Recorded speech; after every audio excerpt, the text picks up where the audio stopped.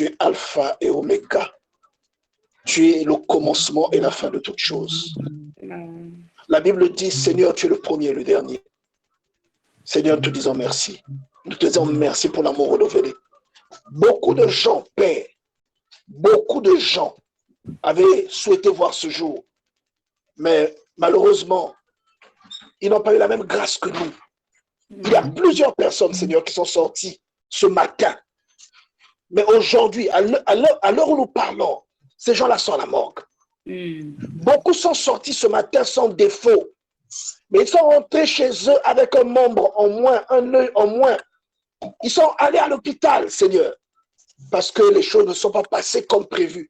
Beaucoup ont démarré leur voiture en sortant au Seigneur. Ils se sont rendus là où ils avaient besoin de se rendre. Mais les choses ne sont pas passées comme prévu. Ils ont conduit prudemment. Mais Seigneur, quelqu'un d'autre est venu provoquer une collision. Quelqu'un d'autre est venu provoquer un accident. Eux, ils se sont arrangés pour conduire correctement. Ils ont respecté le code de la route. Mais un chauffard est venu occasionner, Seigneur éternel. Un chauffard est venu occasionner un accident au Père. Mais nous, tu nous as préservés. Peut-être que nous n'avons pas conduit correctement, mais tu nous as préservés. Peut-être que nous n'avons pas respecté les priorités, mais tu nous as préservés. Et je te dis merci, Seigneur. Et nos enfants se sont amusés, Seigneur, dans ton amour. Tu as préservé nos enfants. Tandis que beaucoup d'enfants en train de s'amuser connaissent des accidents. Beaucoup d'enfants en train de jouer entre eux connaissent des accidents, Seigneur. Et les enfants, dans leur innocence, peuvent même avoir des réactions qui peuvent conduire à un drame. Mais nous, tu nous as préservés. Oh Seigneur, quel est le langage que l'on va utiliser pour te dire merci? Quel est le langage que l'on va utiliser, Seigneur, pour te dire merci, pour te louer, pour te célébrer? Quel est le langage, Seigneur? Oh Seigneur, merci. Nous te célébrons, Seigneur. Nous te bénissons, Seigneur. Nous t'élevons, Seigneur. Alpha et Oméga, premier et dernier de tout, commencement et fin de toutes choses. Celui, Seigneur, qui déploie ses ailes afin de nous couvrir, afin de nous protéger.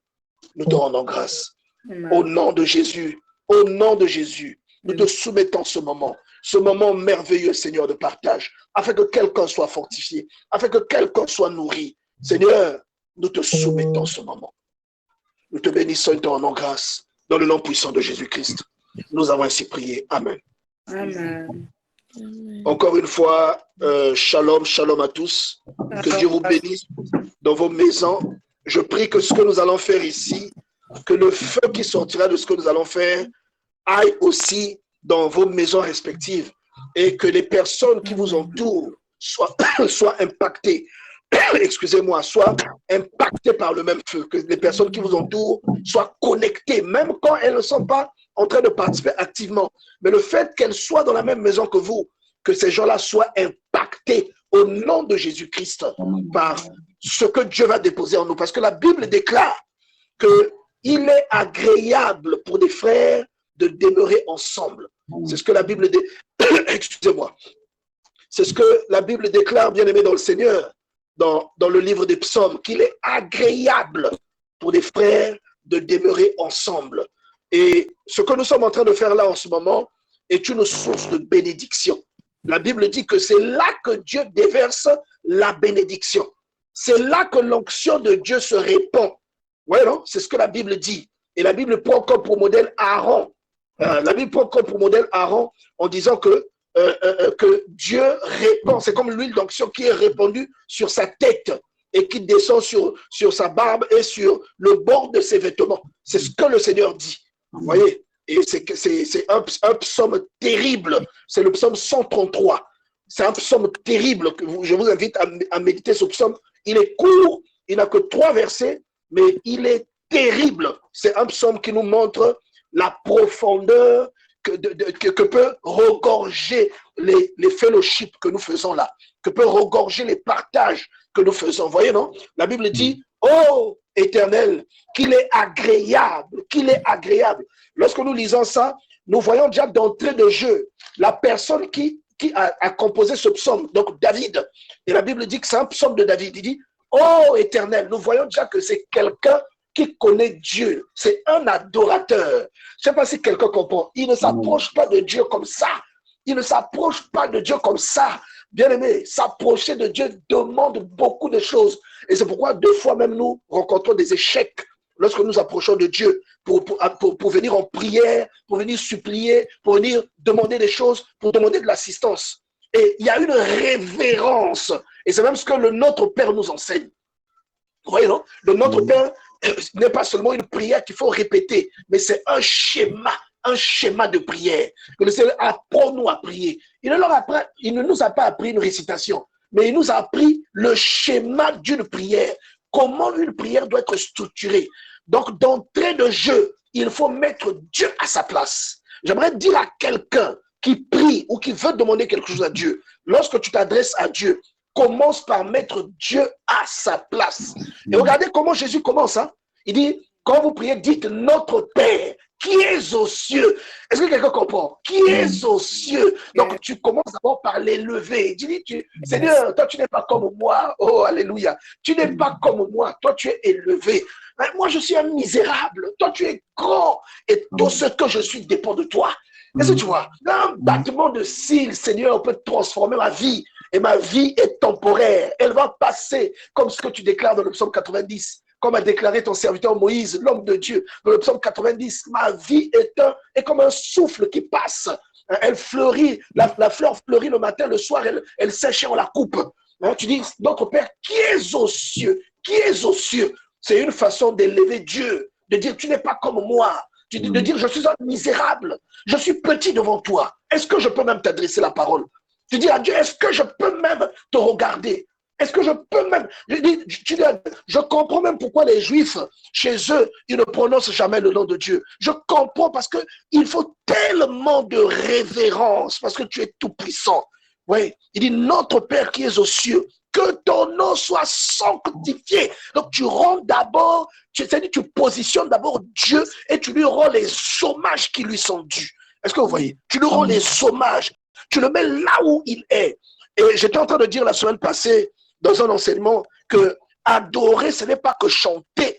Et j'aimerais répéter ça à quelqu'un. Adorer, ce n'est pas seulement chanter. Bien-aimé, tu peux chanter, tu adores Dieu, mais tu peux aussi prier, mais c'est une adoration. Tu peux aussi être dans un état de prière, un état de contemplation, un état d'admiration. Et c'est une adoration. Ce que Jean chapitre 4, à partir du verset 24, nous dit, c'est une adoration, bien-aimée dans le Seigneur. Donc, tous ceux qui chantent, ils chantent certes pour Dieu, mais vous voyez ce que le Seigneur dit à la femme samaritaine. Il dit, le Seigneur dit à la femme samaritaine, l'heure vient, elle est déjà venue, où les vrais adorateurs, est-ce que vous voyez? Il lui dit, vous ne savez pas ce que vous adorez. L'heure vient où ça ne sera ni sur cette montagne, ni à Jérusalem, parce que les Juifs croyaient que c'est à Jérusalem qu'il fallait adorer. C'est là qu'il y avait le temple qui avait été rebâti. Et les Samaritains, eux, ils pensaient que c'était sur la montagne, parce que lorsqu'il y a eu scission entre Israël et Juda, eux, ils avaient maintenu le culte, ils avaient emmené le culte à Samarie. C'est-à-dire que c'est là qu'il faut adorer. Jésus dit, vous n'avez pas compris la pensée de Dieu, vous n'avez pas compris ce que Dieu vous a enseigné derrière le temple, vous n'avez pas compris ce que Dieu vous a enseigné derrière cette montagne. C'est comme ce qu'il dit aux pharisiens, vous ne comprenez ni les Écritures, ni la parole de Dieu. C'est-à-dire, ce n'est pas ça. Il dit que le temple n'est qu'un reflet de qui vous êtes. De là où Dieu voulait vous emmener à une compréhension que Dieu n'habite pas dans le temple, il habite en vous. Donc il lui dit, l'heure vient où les vrais adorateurs adoreront le Père. Comment? En esprit. Oh, alléluia, je suis content ce soir. En esprit. En esprit, ça veut dire quoi? Ça veut dire quoi? Tu peux venir chanter, mais en esprit, tu n'es pas connecté à ton adoration.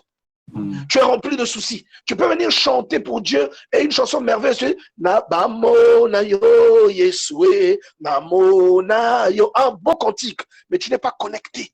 Tu n'es pas connecté. Mais lorsque tu crains Dieu et que tu marches dans la crainte, que le moindre de tes pas répond à Genèse chapitre 17, verset 1. Le moindre de tes pas honore Genèse chapitre 17, verset 1. Bien-aimé dans le Seigneur, ta vie devient comme de l'encens, comme des aromates qu'on a brûlés et qui sont en train de monter devant Dieu. Ta vie.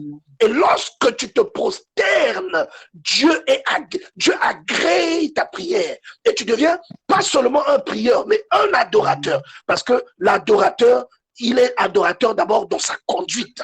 C'est d'abord le comportement que tu as. C'est la crainte de Dieu que tu as qui fait de toi un adorateur. Voyez, non? Et celui qui prie correctement, ce n'est pas pour rien que Jésus a mis d'abord le fait que quand tu pries, que tu élèves d'abord Dieu. Ce n'est pas pour rien. Parce que c'est ce que tu es censé faire. La prière est censée être seulement le reflet de ton caractère. La prière est censée être seulement le reflet de tout ce que tu es. En fait, la prière ne doit pas être dissociée de ton être. La prière, ça doit être une extension de qui tu es. Ça doit être une extension de ta personnalité. Autrement, tu es un hypocrite. Autrement, tu dis des choses que si Dieu mettait ces choses sur la balance, je te garantis, bien-aimé, que la balance là ne réagira même pas. Une plume sera posée là, la plume là sera plus lourde que ta prière. Simplement parce que tu dis une chose, mais ce que tu as dans le cœur, c'est autre chose. Comment tu te conduis, c'est autre chose. C'est toi qui veux adorer Dieu avec les chansons d'Alain Moloto, mais c'est toi aussi le plus gros rancunier de votre famille. C'est toi aussi qui dis jamais bonjour aux gens, même les gens qui sont dans ton voisinage. Quand tu sors le matin, tu ne dis pas bonjour aux gens. Ouais, c'est toi aussi seulement qui, parfois tu es en voiture, tu as de la place, tu peux raccourcir la route à quelqu'un, mais volontairement tu fais comme si tu ne l'as pas vu. Tu passes alors que tu peux aider quelqu'un. Vous voyez, mais quel est le Dieu que tu sers? Quel est le Dieu que tu prétends servir? Quel est l'esprit qui t'anime? Vu que ce que nous faisons est inspiré par deux forces, c'est soit Dieu, soit l'ennemi. Mais toi, quel est l'esprit qui t'anime? C'est la question que moi j'aimerais te poser aujourd'hui. De quel esprit, bien-aimé, il s'agit? Tu vois, non? Donc, quand Jésus te dit élève Dieu, tu vois ici dans le psaume 133, David, rien que le oh là, c'est une exclamation d'adoration, c'est une exclamation de révérence, c'est une exclamation qui sort lorsque tu es devant quelque chose de beau, quelque chose de merveilleux, quelque chose de terrible, de terriblement beau qui te captive, qui attire ton attention, qui est en train de t'attirer. Et devant laquelle tu te prosternes, pas avec tes genoux, mais avec ton cœur. Est-ce que quelqu'un comprend ce que je lui dis ce soir? Avec ton cœur. Et ce sont les personnes qui ont ce genre de révélation. Ce sont les personnes que Dieu exauce. Les personnes qui ont cette attitude. C'est pourquoi vous voyez que dans le corps de Christ ou dans l'église aujourd'hui, à travers le monde, il y a beaucoup de croyants, mais il y a très peu de personnes qui manifestent les fruits de l'esprit. Il y a beaucoup de croyants, mais il y a très peu de personnes qui sont vraiment bénies dans le monde de la prière. C'est-à-dire, il prie, et quand vous voyez sa vie aussi reflète les promesses que Dieu avait déclarées dans la vie des gens qui prieront. Oui, non? Il y a très peu de personnes. La compatibilité, là, souvent, vous ne la trouvez pas chez tout le monde. Qu'une personne qui a des témoignages qui peuvent vous bouleverser, qu'une personne, c'est parce qu'il faut, quand tu adores Dieu, tu apprends à aller au-delà des limites que le monde t'a enseigné. Est-ce que vous voyez? Tu apprends à aller au-delà de ces limites-là. Tu apprends à survoler. C'est pour ça que même le Seigneur Jésus vous dit que lorsque vous saluez ou lorsque vous êtes bien seulement avec les personnes qui sont bien avec vous, qu'est-ce que vous faites d'extraordinaire? Jésus pose la question. Vous faites rien d'extra. Toi, tu vas te dire, ah, je suis gentil. Je suis gentil, hein, je suis quelqu'un de bien, voilà, j'ai pensé à papa, j'ai pensé à maman, j'ai pensé à ma soeur. Mais qu'est-ce que tu fais d'extraordinaire? Là, il y a eu la rentrée scolaire. La rentrée scolaire, il y a certainement quelqu'un de ton entourage qui ne peut pas assurer convenablement la rentrée. Ou encore en Europe, parfois ça se passe différemment. Mais pour ceux qui sont en Afrique, et même quelquefois en Europe, si on enlève le sujet de la rentrée scolaire, il y a peut-être d'autres niveaux où il y a quelqu'un qui a besoin d'aide. Peut-être pas une aide extraordinaire, mais une considération. Quelqu'un qui a besoin que tu lui téléphones un peu, pour que tu discutes un peu, pour lui remonter le moral. Quelqu'un qui a besoin que tu l'assistes un peu. Il a besoin d'un coup de main, pas financier, mais seulement que tu ailles l'aider dans ce qu'il est en train de faire. Il y a beaucoup d'endroits où nous sommes attendus, beaucoup d'endroits où nous prétendons aimer Dieu. Mais lorsque Dieu vient visiter notre vie, il trouve beaucoup d'incohérences entre ce que nous prétendons et la réalité. Vous voyez, un adorateur, c'est quelqu'un qui va au-delà de ce que la vie lui a appris. Il va jusqu'à atteindre ce que les Écritures lui indiquent. Et Jésus dit que si tu veux être le fils de ton Père qui est dans les cieux, il faut que tu fasses du bien même aux gens qui ne t'aiment pas. Est-ce que quelqu'un comprend? Même à celui qui ne t'aime pas, tu ne dois pas le haïr. À celui qui ne t'aime pas, s'il revient à tes pieds, tu dois l'accepter. Tu es méfiant, certes, mais tu ne dois garder aucune rancune vis-à-vis de lui. C'est l'attitude d'un adorateur. Et comme vous lisez David ici, Psaume 133, premier verset. Oh, qu'il est agréable, qu'il est agréable. Il est en train de louer ce moment. Donc, le genre de moment que nous passons, il a une révélation, parfois que certains d'entre nous n'ont pas. Tu es peut-être connecté parce que tu as un problème. Tu es peut-être connecté parce que tu recherches quelque chose, un appui de la part de Dieu. Tu recherches peut-être une légitimité. Tu cherches un mariage. Tu cherches un enfant. Tu cherches des papiers. Tu cherches un travail. Tu es connecté parce que tu cherches une solution. Tu cherches un héritage. Mais il y a des gens qui sont connectés par pure passion. Parce qu'ils sont Dieu, ils ne peuvent pas vivre. Ils ne supportent pas de ne pas prier. Ils ne supportent pas de ne pas célébrer Dieu. Ils ne supportent pas de ne pas le louer. Lorsqu'ils ne prient pas, ils sont mal à l'aise. Il y a des gens, quand ils ne prient, quand on dit même c'est l'heure de la prière, il a des larmes aux yeux. Tellement il est heureux. Les larmes commencent à couler. Je sais qu'il y a quelqu'un qui comprend ce que je dis. Et je sais qu'il y a des gens qui vivent ça. Dès que c'est le moment de la prière, il commence à larmoyer parce qu'il sait qu'il va aller célébrer Dieu. Il sait qu'il va aller prier le Seigneur. Vous voyez, ça c'est l'adorateur. C'est pas celui qui chante les chansons. On peut adorer Dieu dans la chanson, mais on l'adore dans l'esprit d'abord. Dans l'esprit. Le Seigneur n'a pas dit dans Jean chapitre 4, verset 24, que l'heure vient où les vrais adorateurs adoreront le Seigneur en chanson ou bien adoreront le Seigneur avec la belle voix. Non, non, non, non, non. On n'a pas dit ça. On n'a pas dit ça. On a dit adoreront le Seigneur en esprit. Et quand vous lisez dans d'autres versions, le mot adoration est remplacé par rendre les hommages. Quand par exemple les mages sont venus adorer Dieu, on dit, quand ils sont venus adorer Jésus, on dit, ils ont rendu les hommages à l'enfant. Lorsque Thomas se prosterne pour dire mon Seigneur et mon Dieu, alors que Jésus lui montre ses plaies, il dit, il rendit hommage. Et partout là où il y a adoration, dans d'autres versions, on dit rendre hommage. Peut-être que c'est le terme adoration qui embrouille certains. Peut-être que c'est le terme adoration qui t'embrouille. Parce que pour beaucoup, quand on parle d'adoration, tu te dis qu'il faut chanter. Ce n'est pas ça. L'adoration, c'est ton comportement. Un comportement qui est tellement bien que lorsque Dieu te regarde, il est heureux. Lorsque Dieu te regarde, il exauce des prières que tu n'as même pas encore faites. Il exauce des prières que tu n'as même pas encore faites, bien aimé dans le Seigneur. Il exauce. Et je vais vous raconter un petit témoignage que j'ai vécu au cours de la semaine, bien aimé dans le Seigneur. Donnez-moi un instant, je vais vous raconter un témoignage. Vous savez, la semaine passée, je dis même au début de la semaine, c'était la semaine passée. La semaine passée, vous savez que c'est la rentrée. Et la semaine passée, il fallait préparer, il fallait assumer certaines charges. Vous voyez, et avec tout ce dans quoi on s'était déjà engagé, on savait que ces charges-là, on ne pouvait pas les assumer pleinement. Et donc, le soir d'abord, quand ma femme est rentrée du travail, elle m'a dit, on a telle charge à assumer et il faut qu'on l'assume. Et quand elle m'a dit ça, parce qu'elle me connaît, elle connaît mes poches, elle connaît ma position. Donc elle me le dit, c'est parce qu'elle soupçonne que je suis un peu sur la paille. Est-ce que quelqu'un comprend? Elle soupçonne que je suis sur la paille.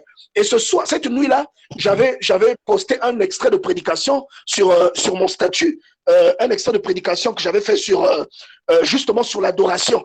Et dans cet extrait de prédication, j'expliquais que lorsque quelqu'un est agréable à Dieu, Dieu exauce même les prières que cette personne n'a pas encore faites. C'est-à-dire, tu n'as pas encore fait la prière, Dieu t'a exaucé. Et quand la chose vient, tu ne comprends pas. Mais quand tu as déjà reçu la chose et que le besoin vient, c'est là que tu dis, ah, c'était pour ça. C'était pour ça que Dieu a pensé à moi. Est-ce que quelqu'un a déjà vécu ça?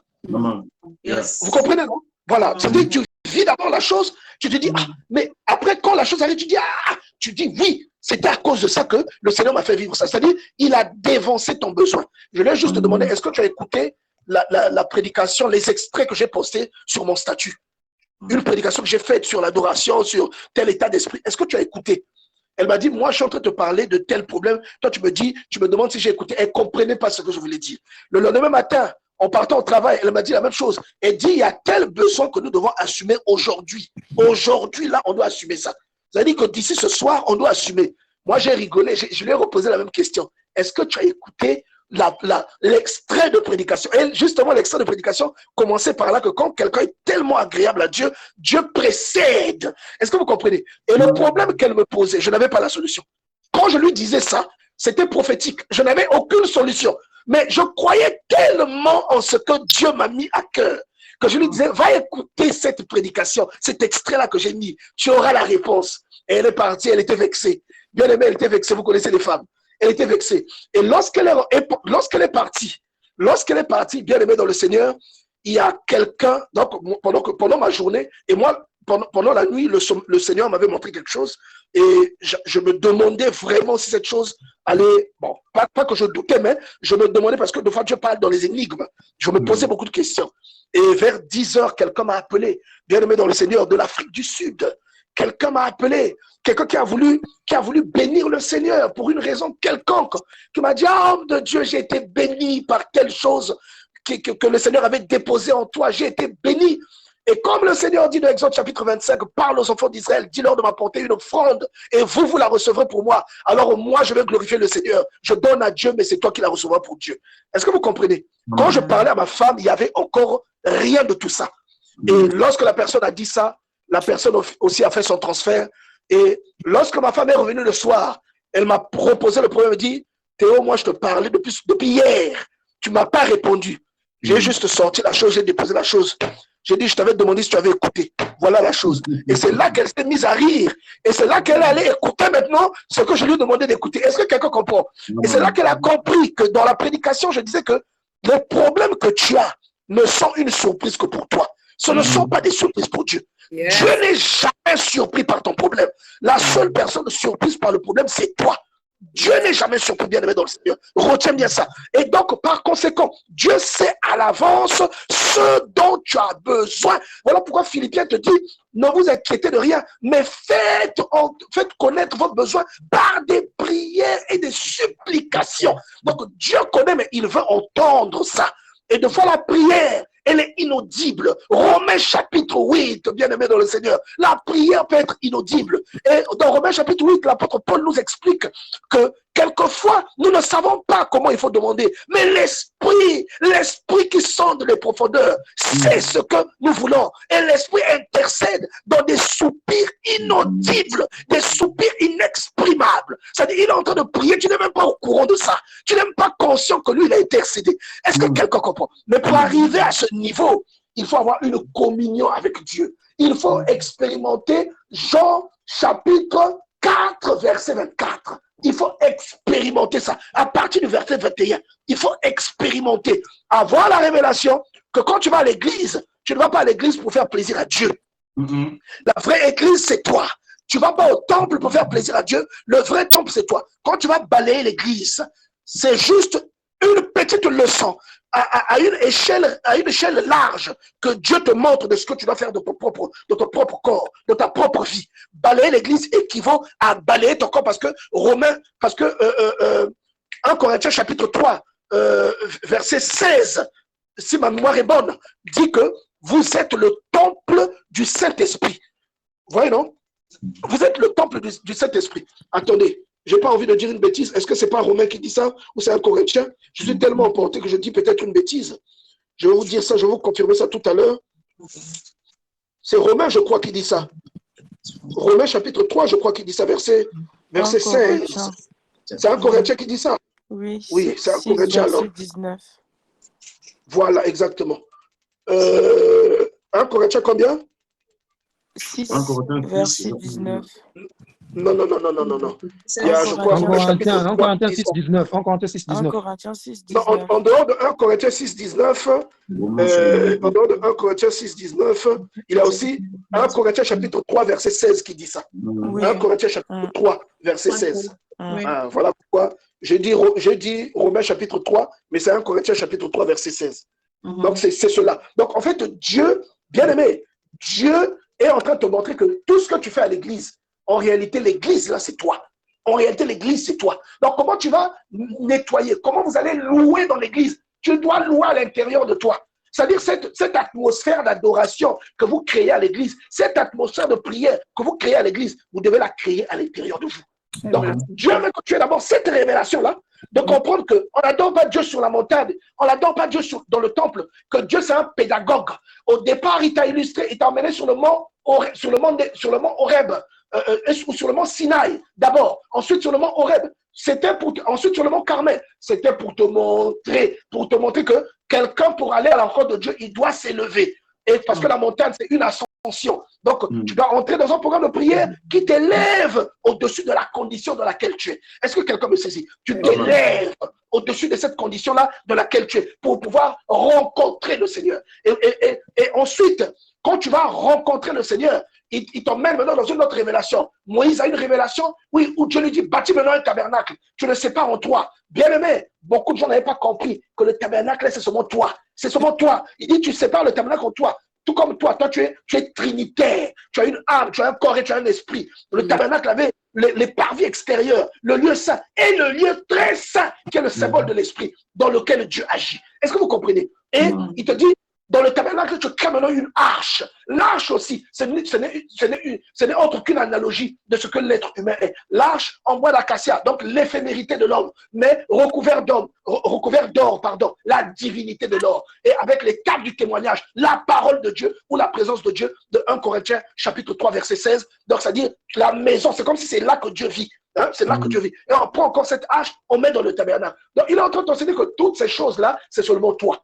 L'arche là qui a permis que l'eau du Jourdain se suspende, c'est toi. L'arche qui a permis que les murs de Jéricho tombent, c'est toi. Donc ça veut dire que toi, tu auras des murs invisibles dans ta vie qui te combattront, qui te bloqueront. Toi, tu es une arche. Si tu fais le programme de prière, comme les enfants d'Israël, qui devaient marcher une fois par jour pendant 6 jours, et le 7e jour, 7 tours, et les murs vont tomber. Toi aussi, tu peux suivre un programme de prière. Et comme tu es une arche, ça tombera. Tu vas arriver devant le Jourdain, là où les autres ne peuvent pas passer. Toi, tu es une arche. On avait dit, dès que les sacrificateurs mettront la plante de leurs pieds, l'eau du Jourdain s'arrêtera. Bien aimé, les chutes sont suspendues. Toi aussi, tu as ce pouvoir. Là où les gens ne passent pas, tu passeras. Là où il y a de l'eau qui t'empêche de passer, ça va sécher, tu vas passer. À sec, tu traverseras. Et Dieu sait qu'il t'a légué.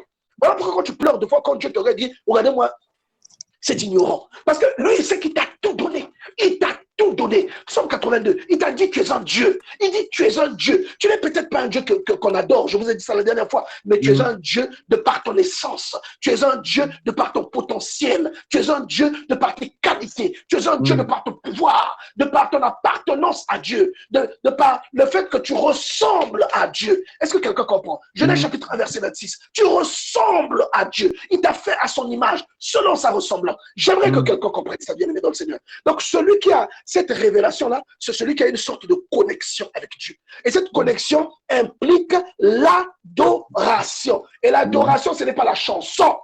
L'adoration, ce n'est pas la chanson. La chanson est une forme d'adoration. Mais l'adoration n'est pas exclusivement une chanson. L'adoration, c'est d'abord ton être, comment tu te conduis, comment tu te comportes. Dieu, quand il dit à Abraham, dans Genèse chapitre 17, marche devant moi et sois intègre, Dieu est en train de l'appeler à avoir une vie d'adorateur. C'est-à-dire qu'il est en train de vouloir que Abraham soit un adorateur, mais un adorateur en esprit. Est-ce que quelqu'un comprend? Et dans la vérité. Parce que l'intégrité, c'est quoi? L'intégrité, c'est ce que tu fais devant les gens là. Même quand tu es seul, c'est ce que tu fais. Yes. C'est que tu n'as pas deux visages, en fait. Yes. Tu n'as pas deux visages. C'est ça l'intégrité. Et regardez, Dieu a promis à Abraham l'enfant. Genèse chapitre 12. Abraham avait 75 ans. Et chaque fois, Dieu vient lui rappeler. Genèse 14, Dieu lui rappelle. Genèse 15, Dieu lui rappelle. Genèse, Dieu lui rappelle. Et Genèse 17, là maintenant, Abraham a 99 ans. C'était peut-être pas la volonté de Dieu qu'Abraham ait Isaac à 99 ans. Tout comme Dieu lui a démontré que Ismaël, ce n'était pas sa volonté. C'était la volonté d'Abraham. Il lui a démontré ça. Il dit, c'est ton premier-né, mais ce n'est pas lui qui sera ton héritier.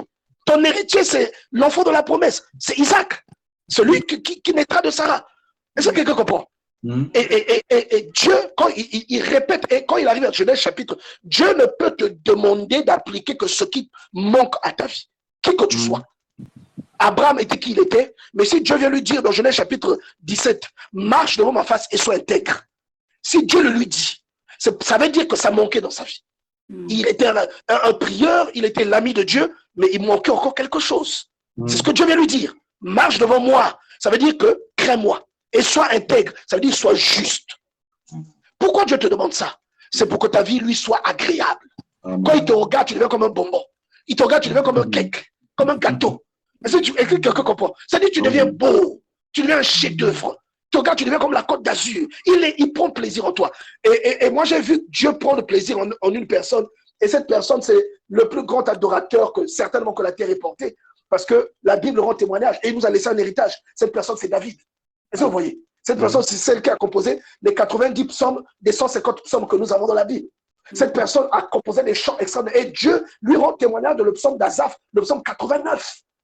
Dieu lui rend témoignage. C'est-à-dire, quand je lis ce que Dieu dit à David, je pleure, bien aimé. J'ai des larmes dans les yeux. Quand je lis comment Dieu dit, j'ai prêté secours à un héros. Oh, bien aimé dans le Seigneur. Je ne sais pas si tu ressens ce que je ressens. Comment Dieu peut intervenir dans la vie d'un jeune homme qui n'a rien.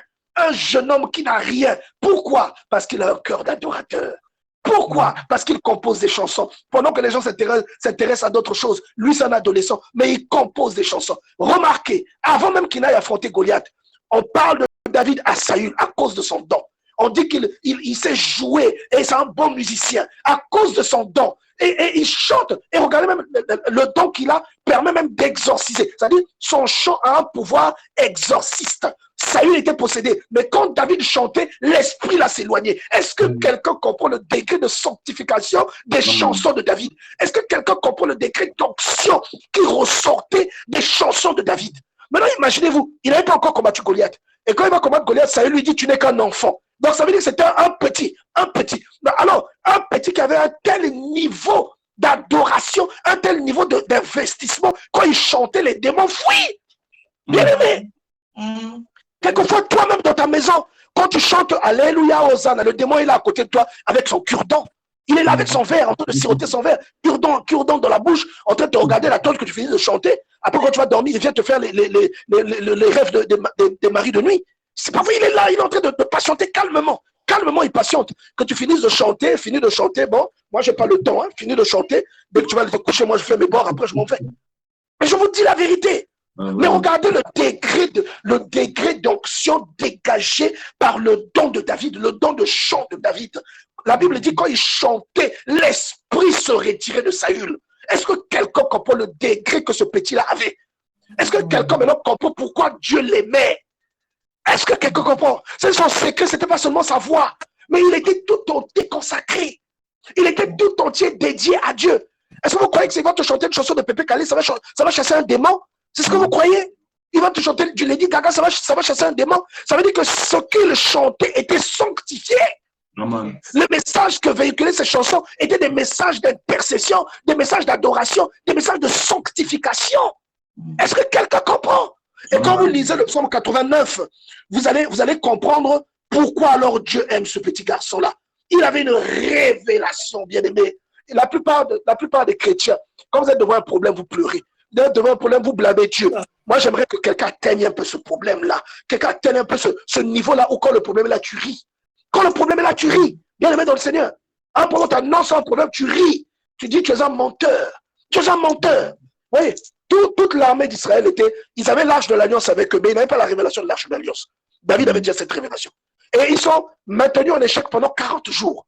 1 mois et 10 jours. À cause d'un seul homme. Parce que cet homme était grand. Et qu'il était impressionnant physiquement. Voilà ton problème qui te fait pleurer jusqu'à aujourd'hui. Chez toi, chez lui, c'était Goliath. Chez toi, c'est peut-être un problème de papier. Peut-être un problème de mariage. Chez toi, c'est peut-être un problème de maladie chronique. Mais ça te fait pleurer, hein. Surtout lorsque la période du contrôle arrive, ça te fait pleurer. Mais tu es comme les gens de l'armée d'Israël. Et je vous rappelle que dans une armée, il y a des généraux. Dans une armée, il y a des soldats d'élite. Dans une armée, il y a la garde rapprochée du roi. Et je vous rappelle que même le roi lui-même, Saül, il était grand. La Bible dit que personne n'avait sa taille en Israël. Personne n'avait sa taille. Il était grand, Saül. Donc, il pouvait aller quand même oser affronter Goliath. Et la Bible dit que c'était un héros, Saül. Mais il n'a pas pu aller le faire. Qui l'a fait? Un jeune berger qui avait 3 frères militaires. Lui-même, il n'était pas militaire. Pourquoi il n'était pas militaire? Parce qu'il n'avait même pas l'âge d'être militaire. Mais il avait la révélation que les militaires n'avaient pas. Il avait la révélation que Dieu n'a pas besoin d'une arme pour battre quelqu'un. Oh, bien-aimé, est-ce que tu comprends ce que je te dis? Dieu n'a pas besoin de ta compétence pour te donner un travail de haut standing. Dieu n'a pas besoin de ta compétence linguistique pour toucher les gens lorsque tu prêches. Dieu n'a pas besoin que tu sois une très belle fille, un très beau garçon pour te donner une belle femme, pour te donner un beau mari. Dieu n'a pas besoin de ça pour te donner des bons enfants. Dieu n'a pas besoin de tes détails, parce que ce qui est à toi est éphémère. Ce que Dieu a est éternel. C'est Dieu qui peut te donner et compenser. C'est Dieu qui peut te donner ce qui est louable. C'est Dieu qui peut te donner ce qui est extraordinaire. Il n'a pas besoin de ça. Et ils n'avaient pas cette révélation. Et quand David est arrivé, lorsque David a vu Saül, il a dit, mais qui est ce type qui insulte l'armée de Dieu? Mais laissez-moi lui couper la tête. Son frère lui a dit, mais arrête un peu, arrête, rentre à la maison, petit orgueilleux que tu es. Son frère l'a insulté, l'a traité d'orgueilleux. Son frère l'a traité d'orgueilleux, son frère aîné, Eliab. Il a dit, tu connais ta malice et ton orgueil. À qui as-tu laissé ton petit troupeau? David ne s'est pas occupé de lui. On lui a dit, celui qui battra sera le gendre du roi. David est parti. Hein? Et David a dit à Goliath, que toi tu viens avec moi, tu viens contre moi avec ton bouclier, ta lance, ton javelot. Mais moi je viens devant toi avec Yahvé Sabaoth, le Dieu des armées, l'éternel de l'armée, le Dieu de l'armée d'Israël. Il dit, toute la terre saura qu'il y a un Dieu en Israël. Ah, bien aimé, toute la terre saura. C'est-à-dire que ça, c'est des phrases. Je sais déjà que quand je suis en train de dire ça, il y a une chose qui est déclenchée dans ma vie. Quand je dis ça là, une chose est déclenchée, je sais déjà. Je sais que la chose là va arriver.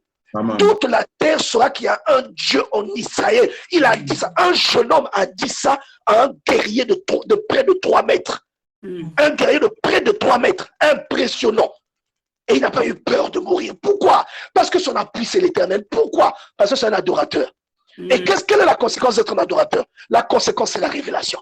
Quelqu'un qui adore Dieu, tu ne peux pas l'adorer si tu n'as pas la révélation. Mais tu vas adorer quoi? Tu ne peux pas adorer ce que tu ne comprends pas. Si tu adores ce que tu ne comprends pas, ce que tu vas faire, ça va être de la pacotille. Ça va être de la parodie d'adoration. Tu vas parodier les adorateurs. Ça va être de la pacotille. Tu ne peux pas adorer ce que tu ne comprends pas. C'est pourquoi tu dois lire la Bible. C'est pourquoi tu dois prier, passer du temps dans le jeûne. Pour que tu aies cette chose, cette flamme-là qui s'allume chez les adorateurs. Que tu commences à comprendre, Dieu, ce n'est pas un bonhomme barbu, blanc, avec des habits blancs qui habite, qui est assis, qui habite quelque part dans le ciel, qui contrôle, qui a un cahier en train de noter. Pour que tu comprennes que ce n'est pas ça en fait. Il faut que tu aies cette révélation-là. Tu comprends? Et il faut que tu saches. Et quand tu as la révélation, on ne te force plus. Tu as envie d'adorer Dieu. Tu as envie de l'adorer. Il y a des fois, tu as tellement envie d'adorer Dieu. Je me souviens bien aimé, une fois, j'étais en mission. Et j'ai fini le travail normalement. Parce que là où j'étais, le travail finit à 15h30, 15h40, comme ça. On travaille de 8h, de 7h30 à 15h40, quelque chose comme ça. Et quand on a fini le travail, j'ai pris l'occasion pour rentrer à l'hôtel. Et quand je suis rentré dans le taxi, je n'avais pas prévu ça. Mais quand on partait à l'hôtel, j'ai eu l'envie d'adorer Dieu. Et je n'ai pas pu me contenir. Et à cause des gens qui étaient à la réception, j'ai dit, Seigneur, je ne veux pas pleurer dans la voiture. Et tu te rends compte que ce qui te fait pleurer, ce n'est pas la tristesse. C'est quelque chose qui t'envahit. Je ne sais pas si quelqu'un comprend ce que je veux dire. C'est une chose qui te saisit. Quand ça te saisit, tu peux même rouler à terre. Quand ça te saisit, tu peux même tomber. Tu roules à terre. Et souvenez-vous, regardez David qui s'est dévêtu devant ces sujets. Parce que l'Arche de l'Alliance venait de la cité de David. Il s'est dévêtu, il a dansé avec un éphod, ce qui est l'équivalent d'un slip aujourd'hui. Il a dansé comme ça devant tout le monde. Un roi, un grand roi, un héros. C'est parce qu'il avait la révélation. Il avait la révélation. Lorsque David dit, moi je vis dans un palais de cèdre, mais depuis qu'on a quitté l'Égypte, l'Arche de l'Alliance habite dans une tente. Il faut que je bâtisse une maison. L'intention là a mené la bénédiction dans la vie de David. Donc Dieu a dit à Nathan, dis à David, c'est pas lui qui construira cette maison. Mais j'ai entendu ce qu'il a dit. Et dis-lui que je le bénirai à cause de ce qu'il a dit. Je lui donnerai un nom dans Israël. L'intention là, seulement qu'il a eu, a béni David. Est-ce que vous comprenez? Donc, pourquoi il a eu cette intention? C'est l'adoration. Et quelle est la conséquence de l'adoration? La révélation.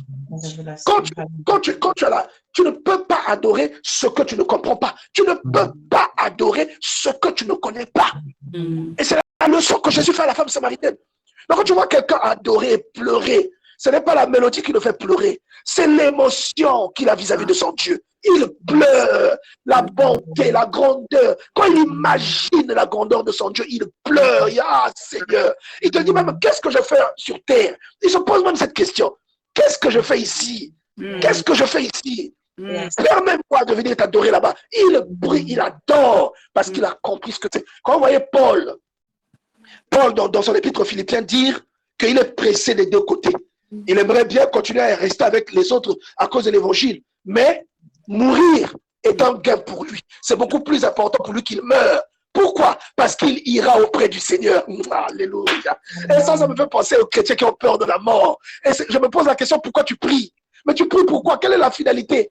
Tu ne pries pas pour avoir la vie éternelle. Tu crois que la vie éternelle, tu l'auras en étant dans ce corps. La Bible dit que ce corps, nos corps seront transformés, nos corps seront changés. 1 Thessaloniciens chapitre 4, verset 16. Nos corps seront transformés en un éclair. Tu seras changé. Tu auras un corps glorieux. Mais ce corps, la chair et le sang, Jésus dit ça à Nicodème, la chair et le sang ne peuvent hériter du royaume des cieux. Hein? Bien aimé, quand je vois qu'il y a des gens qui ont peur de la mort, ils ont peur. Il dit, quand il entend la mort, il a peur. Oh, bien-aimé dans le Seigneur, manque de révélation. Paul est en train de te dire, il est pressé de mourir. Parce qu'il sait que dès qu'il va mourir là, il sera avec la personne qu'il a servi. Il sera, tout ce qu'il a enseigné, il ira vivre ça. Ah, Jésus, j'aimerais que quelqu'un comprenne ce qu'il y a derrière. Quand tu vois quelqu'un parler comme ça, quelqu'un te parler de la mort de cette manière, ça signifie que cette personne a compris quelque chose que toi, tu n'as pas compris. Parce que toi, tu as peur de la mort. Mais comment lui, il peut dire, la mort est un gain. La mort est un gain pour moi. Il dit, je suis pressé d'aller et d'être avec le Seigneur. Il dit ça. Il dit, je peux rester à cause de l'évangile. Mais si on me demande de choisir, je préfère partir parce que je serai avec le Seigneur. Oh, bien-aimé, où est ta conviction, bien-aimé? Où est ta conviction? Où est ta révélation? Oh, bien-aimé, pose-toi la question. Posons-nous les bonnes questions. Tu ne peux pas servir un Dieu que tu ne comprends pas. Tu ne peux pas servir un Dieu que tu ne connais pas. Tu ne peux pas servir un Dieu qui ne t'a pas été révélé. Autrement, tout ce que tu feras, ça sera seulement, comme en informatique, on dit un répéteur, un switch. Tu vas répéter seulement sans discernement ce que les gens font, comme une radio-cassette. Mais ça ne sortira pas de ton cœur. Et quand tu vas prier, ça va être une formalité. Tu ne prieras pas par révélation. Tu ne prieras pas par adoration. Tu ne prieras pas par conviction. Tu vas prier seulement parce que, voilà, il faut le faire. Voilà, il faut le faire. Bien aimé dans le Seigneur, j'aimerais que quelqu'un comprenne ça. Lorsque le Seigneur parle en disant de David qu'il a prêté secours à un héros. Il a aidé un jeune homme. Il dit dans le psaume 89, à partir du verset 4, il dit, j'ai fait alliance avec mon élu. Voici ce que j'ai juré à David, mon serviteur. J'affermirai ta postérité pour toujours. J'établirai ton trône à perpétuité. Et ça, c'est la conséquence de l'adoration. Ce que Dieu dit à David, c'est la conséquence de la révélation. Est-ce que quelqu'un comprend? C'est la conséquence, parce que David a eu une révélation de Dieu. Voilà la conséquence. Dieu, parce qu'il a une révélation, alors cette révélation le pousse à faire une promesse à Dieu. Il dit, moi, il faut que je construise une maison. Moi, je suis qu'un homme. Je vais passer. Dieu est éternel. Il mérite plus d'hommages que moi. Je vais lui bâtir un temple. Regarde la pensée qu'il a. Dieu lui dit, David, ce que tu as dit m'a touché, mais tu ne le feras pas. Mais parce que tu as dit ça, tu ne le feras pas parce que tu as été un guerrier. Celui qui naîtra après toi le fera. Mais, parce que tu as eu cette pensée. Pourquoi Dieu lui dit ça? Parce que beaucoup, même les prêtres n'avaient pas cette pensée-là. Est-ce que quelqu'un comprend? Même les prêtres, Abimelech n'avait pas cette pensée. Le sacrificateur Tzadok n'avait pas cette pensée. Abiatar n'avait pas cette pensée. Nathan le voyant n'avait pas cette pensée. Est-ce que quelqu'un comprend? Samuel n'a jamais eu cette pensée-là. Mais David, un guerrier, un pécheur, un adultère, il a eu cette pensée. Il aurait pu dire, je vais bâtir un chef-d'œuvre pour que mes enfants puissent habiter là, qu'on puisse se rappeler de moi. Mais lui, il a dit, je vais bâtir une maison pour Dieu. Salomon n'a fait qu'exécuter. Ce n'est pas Salomon l'initiateur de ce projet-là. Il n'a fait qu'exécuter. C'était le projet de David. Pourquoi Dieu va... Et la réponse est là, le psaume 89. C'est ce que Dieu lui dit, que j'affermerai ta postérité pour toujours. Il le lui dit dans le livre de Samuel. Après que David ait dit qu'il bâtirait le temple. Malgré qu'il lui dit, tu ne bâtiras pas. Toi, tu ne vas pas bâtir. Mais ce que tu as dit, Dieu bénit l'intention. C'est pourquoi même Jésus vient te dire, et David avait la révélation, c'est pourquoi Jésus vient te dire que lorsque tu convoites quelqu'un, en fait, tu as déjà commis l'adultère. Parce que c'est l'intention aux yeux de Dieu. L'intention. C'est ça qui compte. Vous voyez? Et ça a béni David. Et bien aimé dans le Seigneur, la Bible dit, oh, vraiment, j'aime cette parole. J'aime cette parole, bien aimé. Au verset 20, il dit, alors tu parlas dans une vision à ton bien-aimé. Et tu dis, j'ai prêté secours à un héros. J'ai élevé du milieu du peuple un jeune homme.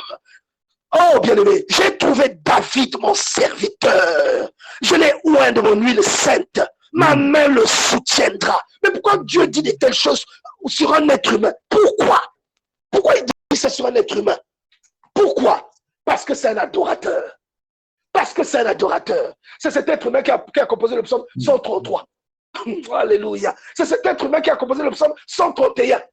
Hein? C'est cet être humain, oh bien-aimé, le psaume 91, le psaume 23, c'est cet être humain, le psaume 121. C'est lui, bien-aimé dans le Seigneur. Alléluia. Et j'aimerais que quelqu'un comprenne la révélation qu'il y a derrière cela. Et c'est pourquoi Jésus te dit, lorsque tu commences une prière, commence d'abord en disant notre Père. Commence d'abord par là. C'est pourquoi Jésus te le dit. Commence d'abord en disant notre Père. Il sait pourquoi il te dit ça. Bien-aimé dans le Seigneur. J'aimerais que quelqu'un comprenne. J'aimerais que quelqu'un comprenne ce qui se cache derrière l'adoration. J'aimerais que tu comprennes ça. Et les promesses que Dieu fait à David ici, je n'ai vu ça nulle part dans la Bible. Il lui dit, même si tu commets une faute, je vais te punir, mais je ne vais jamais cesser de t'aimer. Ah, bien-aimé. Ah, que Dieu nous aide. Que Dieu nous aide, bien-aimé. Que Dieu nous aide. Que nous cessons d'être des répéteurs. Soyons vraiment des personnes qui font des choses avec conviction. Que ce que nous faisons soit accompagné par une conviction. Hein? Et vous voyez un passionné. Quand quelqu'un est passionné de Dieu, vous le sentez. Quand il parle seulement de Dieu, il a des larmes dans les yeux. Mais qu'est-ce qui fait couler les larmes là? Qu'est-ce qui fait couler les larmes? C'est la passion. Même sa propre femme ne lui procure pas une telle joie. Même sa propre vie ne lui procure pas une telle joie. Mais quand il parle de Dieu, il pleure. Mais pourquoi il pleure? Pourquoi? C'est parce que ça suscite en lui une passion. Et ça n'a pas toujours été comme ça. Ça n'a pas toujours été comme ça. C'est quelque chose qui arrive progressivement au fur et à mesure que nous découvrons Dieu. J'aimerais vraiment que quelqu'un comprenne et surtout que quelqu'un se mette à appliquer ce qui est écrit dans cette parole. Et j'aimerais te rappeler que les fellowships que nous faisons là, les partages que nous faisons là, bien aimés dans le Seigneur, c'est une source de bénédiction. Et c'est ce que David dit dans le psaume 133. Il dit, oh, qu'il est agréable, qu'il est doux pour des frères de demeurer ensemble. C'est comme l'huile d'onction qui répandue sur la tête descend sur la barbe d'Aaron, qui descend sur le bord de ses vêtements. Il y a tout un mystère dans ce qu'il dit là. Que Dieu nous accorde un jour, je vais prêcher sur ça. Il dit, c'est comme la rosée de l'hermant. Vous savez que la rosée dans la Bible, c'est la bénédiction. Et l'huile, c'est l'onction. Vous voyez, non? C'est la grâce de Dieu dans la vie de quelqu'un. C'est comme la rosée de l'hermant qui descend sur les montagnes de Sion. Car c'est là que l'Éternel envoie la bénédiction. Donc, vous savez, ce que nous sommes en train de faire, il y a des gens qui ont des murs qui sont tombés, rien que parce que nous avons fait. C'est le partage que nous avons fait là. Il y a des murs qui sont tombés dans la vie de quelqu'un. Il y a des chaînes qui sont tombées dans la vie de quelqu'un. Parce que la Bible, la parole de Dieu est infaillible. La parole de Dieu est claire. Elle dit que c'est quand il y a des partages comme ça, au nom du Seigneur, que Dieu répand quelque chose au milieu des champs. Que Dieu répand la bénédiction. Une bénédiction qui éclabousse. Et comme on dit, Seigneur, une bénédiction brutale. Est-ce que quelqu'un comprend? Oh, bien-aimé, bien-aimé, bien-aimé. J'aimerais que Dieu parle à quelqu'un ce soir. J'aimerais que Dieu te parle ce soir. Il dit, c'est là que l'Éternel envoie la bénédiction. Il dit la rosée de l'hermant. Et c'est une montagne. Il dit, descends sur la montagne de Sion. Est-ce que vous comprenez? Et si toi tu es sur la montagne, rappelez-vous du psaume 15. Oh Éternel, qui montera jusqu'à ta montagne. La montagne, c'est quoi? C'est l'élévation en esprit. Et l'élévation est conditionnée par quoi? Par un programme de prière, par la crainte de Dieu, par une vie de piété. Donc en fait, il est en train de te dire, quand vous faites des partages, quand vous faites des fellowships, et que vous êtes dans un esprit de prière, vous êtes déjà élevé, la bénédiction de Dieu ne peut pas vous rater. Quand elle va descendre là, elle ne peut pas vous rater. Elle va arriver et vos murs tomberont, vos chaînes tomberont, des choses qui sont en train de vous barrer la route tomberont. Et à quelqu'un qui témoignera ici au nom de Jésus-Christ. Alléluia. Amen, amen, amen. Père éternel, te rendons grâce, Seigneur. Alpha et Oméga, commencement et fin de toutes choses. Oh Seigneur, nous bénissons ton nom. Seigneur, nous bénissons ton nom. Tu es le commencement et la fin. Tu es celui qui dévance, Seigneur éternel. Comme tu avais dit à Israël, j'envoie mon ange devant toi. Mais fais attention à ces consignes, parce qu'il ne pardonnera pas tes erreurs. Mon nom est inscrit en lui. Oh Jésus, précède-nous, cette colonne de feu, ce nuage, Seigneur éternel, qui est précédé pour leur montrer la route. Précède-nous, Seigneur, sur la route. Oh Yahvé, pour déblayer le chemin, pour que nous ne soyons pas comme des personnes qui n'ont pas de berger, mais que nous soyons, Seigneur, comme des brebis qui suivent un seul et même berger, le bon berger. Oh Seigneur, nous reconnaissons ta voix. Seigneur, merci. Merci pour ce moment glorieux. Merci pour ce moment de partage. Merci, Seigneur, Alpha et Oméga. Je sais que ce n'est que le commencement de quelque chose de beaucoup plus grand. Je sais que quelque chose de grand naîtra de tout ce que nous sommes en train de faire. Je sais que nous témoignerons en parlant, Seigneur, de la plateforme Jéhovah Jireh, en parlant, Seigneur, de toutes ces initiatives, du ministère Bethesda. On parlera de frère Jos, on parlera de la sœur Giovanni, on parlera de toutes les sœurs et tous les frères qui sont ici. On parlera de tous ceux qui participent à ces œuvres en disant que, voilà, ils ont été les pionniers d'un réveil dans leur pays. Ils ont été les pionniers d'un mouvement qui a renversé les puissances du diable, qui a fait cesser les dictatures dans l'Afrique francophone, qui a fait cesser des initiatives de sorcellerie, de l'expansion de la franc-maçonnerie, de l'expansion des pratiques occultes, des sacrifices humains. Toutes ces choses ont cessé grâce à ces pionniers, grâce à leur prière, grâce à leur volonté, grâce à leur proximité avec Dieu, grâce aux ailes qu'ils ont montrées. Je prie, Père éternel, que cela soit réel au nom de Jésus-Christ. Au nom de Jésus-Christ. Et je te recommande, Seigneur, la vie de tous mes bien-aimés. Je te recommande, Seigneur, la vie de toutes les personnes qui sont sur cette plateforme. Je te recommande, Seigneur éternel, toutes les personnes rassemblées ici, leurs familles respectives. Je connais leurs projets, Seigneur, je connais leurs combats. Je te les recommande au nom de Jésus-Christ.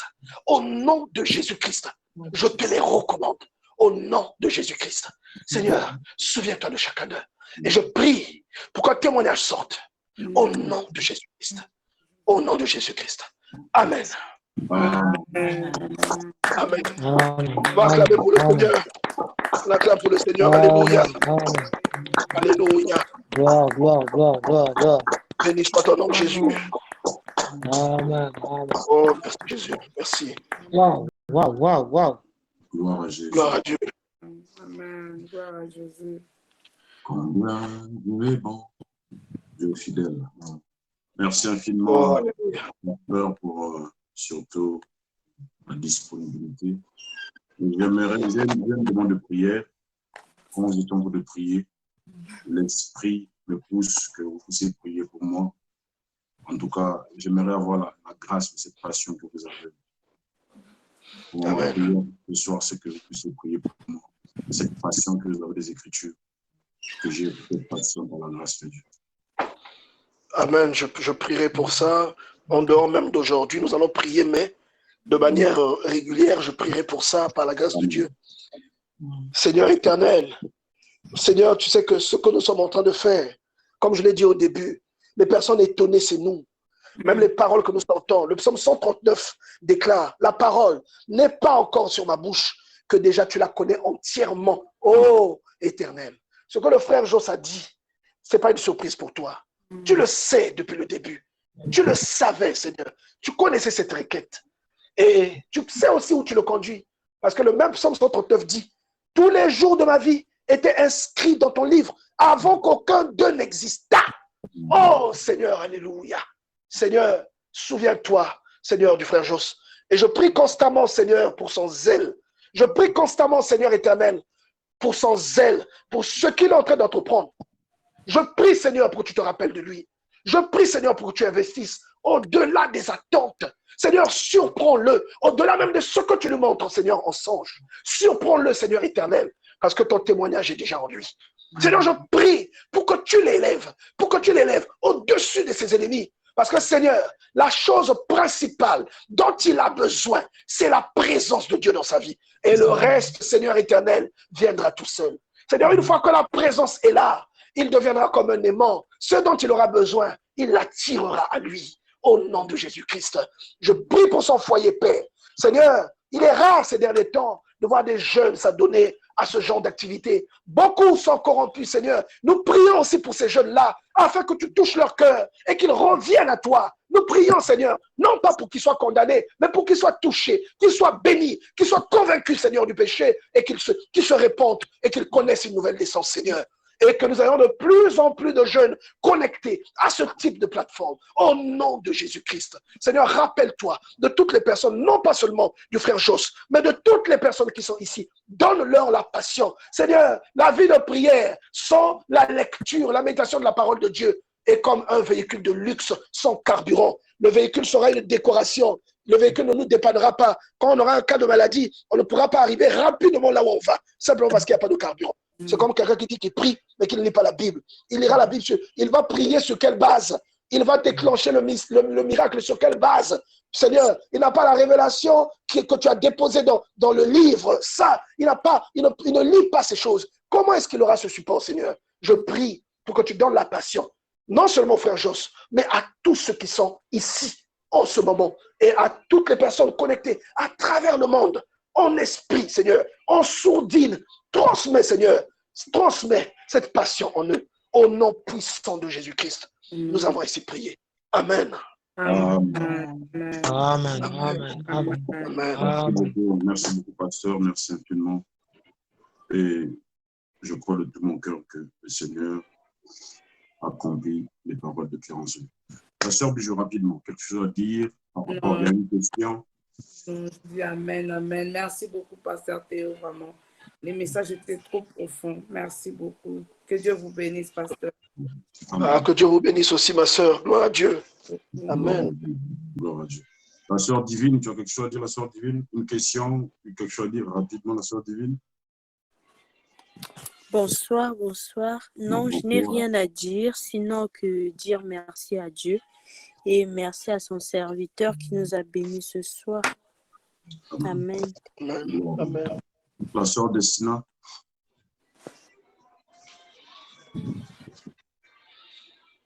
Ok, je rends grâce à Dieu. Ok, je peux laisser à la fin. La sœur Giovanni, quelque chose à dire? Moi, je bénis le Seigneur. Merci pour la parole de ce soir, pasteur. Que Dieu bénisse votre ministère. C'était on fire. Vraiment, le Seigneur m'aide à être une vraie adoratrice. Pas seulement en chant, comme tu l'as dit, chanter, non, ça ne suffit pas. Mais dans le comportement, dans la conformité de la parole et tout ce qui va avec. Merci beaucoup. Amen. Amen. La sœur Judith, tu as la possibilité de parler, la sœur Judith? Je dis juste un grand merci encore, papa, et soyez bénis. Merci pour la parole de Dieu. Amen. Que Dieu vous bénisse, ma soeur. Amen. La sœur Nonès, tu as une possibilité de dire quelque chose? Ok, juste Amen. Gloire à Dieu. Tu as quelque chose dessus? Moi aussi, je dis juste Amen. Amen. Merci beaucoup, pasteur. Frère Borgel a quelque chose à dire pendant qu'il est là? Oh, amen, amen, frère. Merci pour la parole. Ça m'a vraiment touché, ça m'a édifié aussi. Et c'est comme on dit, beaucoup de gens prient sans savoir qu'ils prient. Et nous prions, si Dieu ne nous donne pas parce que nous demandons mal. Et vous avez évoqué la prière que vous avez évoquée tout à l'heure, même dans notre Père. Et ça m'a vraiment fortifié. Et l'adorateur, c'est celui qui communique avec Dieu en esprit. Et beaucoup de gens ne le savent pas. Vraiment, pour moi, c'est une bonne nourriture, c'est un ajout pour moi. Moi, ça me fait plaisir. Comme on dit, chaque jour, vous voulez que Dieu vous parle, mais Dieu nous parle par les prophètes, par les pasteurs, par les frères à côté de nous, par songe, par vision. Et aujourd'hui, Dieu m'a parlé par vous. Il m'a parlé par vous. C'est vraiment une joie pour moi de pouvoir encore bénéficier de quelque chose. Je le savais déjà, mais c'est aussi un ajout encore que vous avez complété encore dans ma vie. Vraiment, je bénis l'Éternel pour ça. Merci, frère. Amen. Amen. Alors, merci beaucoup, pasteur Théo. Je vous donne la parole. À vous quelque chose à dire, pasteur Théo? Non, rien de particulier, sinon que c'est une bénédiction que d'avoir pris part encore une fois. Comme je vous l'ai dit, j'étais pas là. Je venais d'arriver, donc merci encore pour ce moment précieux. L'intercession, mais je prie simplement aussi pour que ce que nous faisons ici ne s'arrête pas seulement au dernier mot de fin, souvent que nous disons, mais que ce que nous faisons fasse partie de notre vie. C'est ça ma prière. C'est ça ma prière. Ce que nous faisons. Amen. Le réseau. Le réseau. Alors, donc, gloire soit rendue à Dieu. Demain matin, la sœur Dessina va mettre le programme de demain sur le groupe WhatsApp. Comme j'avais dit dernièrement que nous aurons, sincèrement, ça ne va pas manquer, nous aurons des moments d'action de grâce à faire pour le Seigneur pour ces 4 jours. Et nous aurons le moment de louange où on va chanter, on va glorifier le Seigneur demain. On aura un petit moment d'exhortation, mais le reste sera un moment de louange, d'adoration et de prière en tout cas. On va rendre au Seigneur la gloire qu'il est due pour 4 jours où il nous a bénis, où il nous a fait un très grand bien. Et j'ose croire que tout le monde sera là pour venir glorifier le Seigneur, pour venir adorer le Seigneur ensemble demain. Donc, demain, nous serons là à 21h si vous êtes disponible. Désolé, hein, c'est le téléphone qui est déchargé. Je crois que j'ai été coupé tout à l'heure. Hein. Je viens de le brancher. Donc, je disais que c'est pour ça qu'on crée tout, qu'on met toutes ces dispositions-là pour que les gens continuent de rester au contact de la parole de Dieu. Donc, ma prière est que si on déploie vraiment ces choses et qu'il y a aucun changement en nous, c'est comme si ce que nous faisons, nous le faisons en vain. Parce que même les amens, là, nous les donnons en vain. Ça doit nous interpeller nous-mêmes. On doit s'interroger. Ça doit nous interpeller, bien-aimés. Que ce que j'ai écouté, je note ça quelque part. Il y a des choses, même notez-le même sur le miroir de la salle de bain. Notez la chose. Hein, vous avez adorateur en esprit. Vous pouvez noter quelque part de la chambre, au marqueur, vous prenez un papier, la porte de votre chambre, vous écrivez adorateur en esprit. Vous savez que tous les jours, vous touchez cette porte-là, forcément, tous les jours, vous regarderez cette chose. Pour que ça vous aide à demeurer dans cette conviction. Vous voyez, ça vous aide à creuser en profondeur. C'est ça ma prière, que le travail ne soit pas vain, mais que le travail porte du fruit. Amen. Mais c'est la responsabilité de chacun d'entre nous. C'est notre responsabilité. Cela implique la conviction de chacun. Et c'est là que Dieu évalue notre sérieux derrière les Amen et derrière les participations que nous faisons. Amen. Amen. Merci beaucoup, pasteur. Merci. Donc, nous sommes arrivés à la fin de notre programme. Comme j'ai dit, demain matin, la sœur Dessina va mettre le programme de demain dans le groupe WhatsApp. Donc, ne cessons pas d'inviter d'autres personnes, de venir écouter ce genre de choses. C'est très, très, très important. N'hésitons pas de le faire. Alors, que Dieu vous bénisse. Et aujourd'hui, nous avons aussi fini à temps. En tout cas, nous allons faire notre mieux de toujours finir à l'heure pour permettre à certaines personnes de se réveiller très tôt demain matin. Alors, merci beaucoup, que Dieu vous bénisse et que Dieu soit tout dans vos maisons. À nous revoir demain au 21h. Merci. Bye bye. Bye bye, au revoir. Merci beaucoup, pasteur.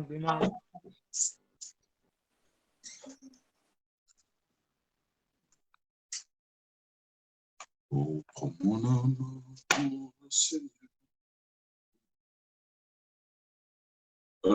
Donc, la sœur Dessina,